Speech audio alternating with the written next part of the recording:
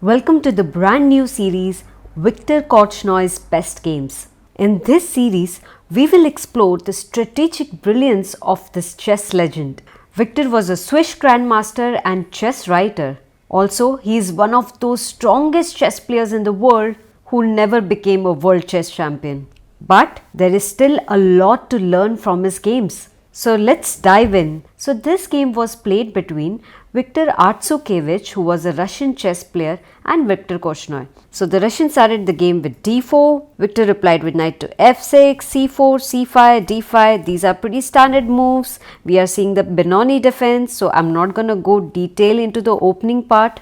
e4, bishop g7, f4, castles. So what is happening on the board is that black has allowed white to take a strong center only to challenge it in the later part of the game once he has castled his king to the safety. Knight to f3 by the Russian player and now e6 by Viktor, immediately challenging white's strong center. And here the opponent replied with queen to c2. A better move here would have been to play bishop to e2 and then quickly castle, because black is looking forward to open up the center. But since white here was being very careless about his king's safety, so Viktor started prepping up to launch a deadly attack on white's king. So he played rook to e8, getting his rook on the same file as the opponent's king. And now the opponent started feeling the heat. He thought this must not be safe, so he now played bishop to e2 so that he could quickly castle his king. But that's a mistake, because this move allows white to open up the center with pawn takes pawn.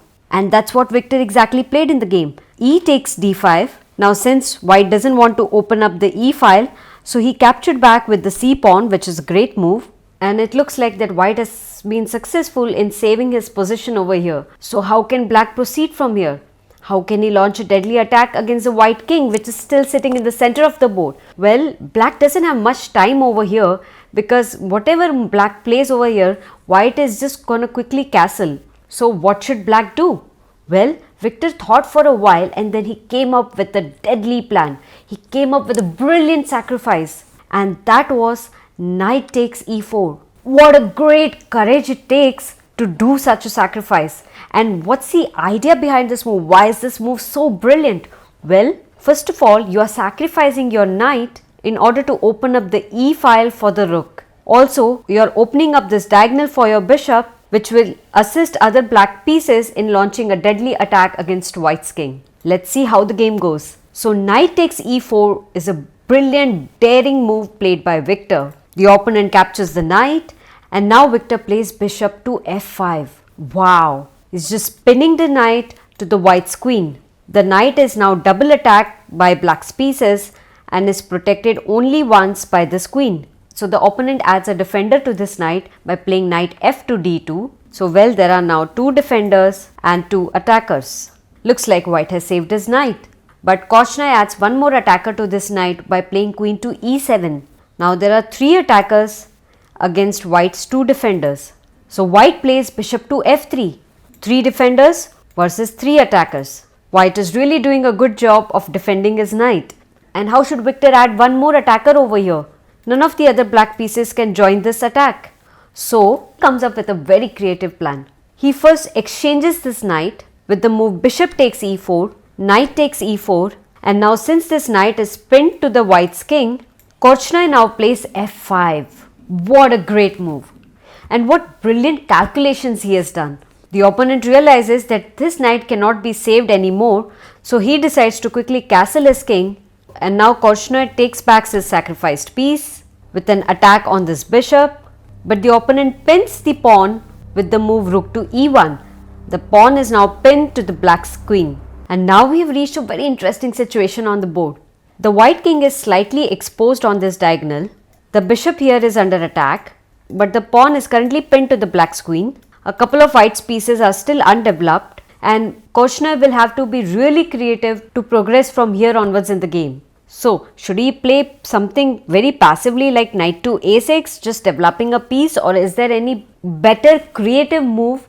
Well, Korchnoi was an absolutely talented chess player, and he chose not to play any slow moves here because he had an attacking plan against a white king, because he was really desperate to attack this white king. So, he started his attack with bishop to d4 check, King moved to h1, and now Korchnoi completely shocked his opponent with his next move. But before I show you that move, I want you to try out finding the next move that Korchnoi played in the game. I'll give you 5 seconds to think. Your time starts now.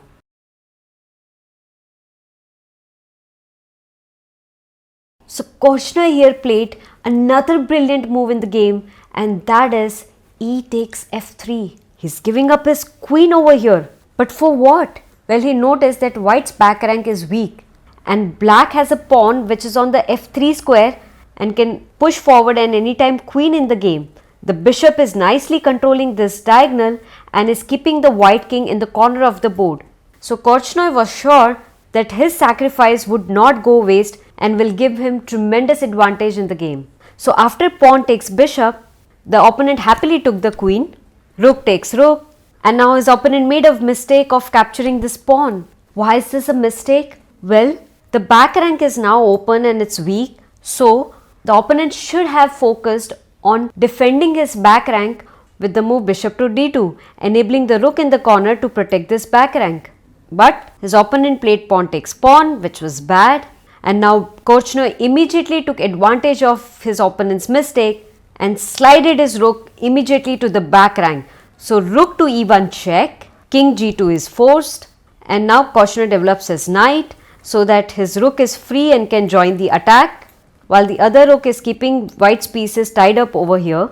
The opponent played rook to b1 so that he is ready to move his bishop over here and can challenge the rook at the back rank. But that's too late because Korchnoi has already got a lot of advantage in the game. So he brings his other rook on the e file, so rook a to e8, doubling up on the e file and forming a strong battery here.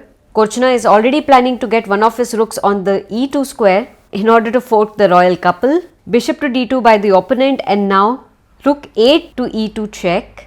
Better move would have been to check with this rook over here, but Korchnoi chose the other one, and now king moves to h3. And now Korchnoi once again surprised his opponent with his creative genius move, rook takes bishop. Opponent captured the rook back and Korchnoi took the rook on b1. Korchnoi is already up in material by 2 points over here, and black has a lot of initiative in the game, and therefore his opponent resigned in the game. Like this video and subscribe to my channel if you enjoyed learning from this game. And now it's time for the question of the day. So here is a challenging king and pawn endgame puzzle. Black here is up in material by 3 points. Looks like black is completely winning this game. But hey, white can completely turn the tables if it can execute the principle of two weaknesses. So can you find the winning moves for white? Let me know your answers in the comments box, and I'll see you in the next video.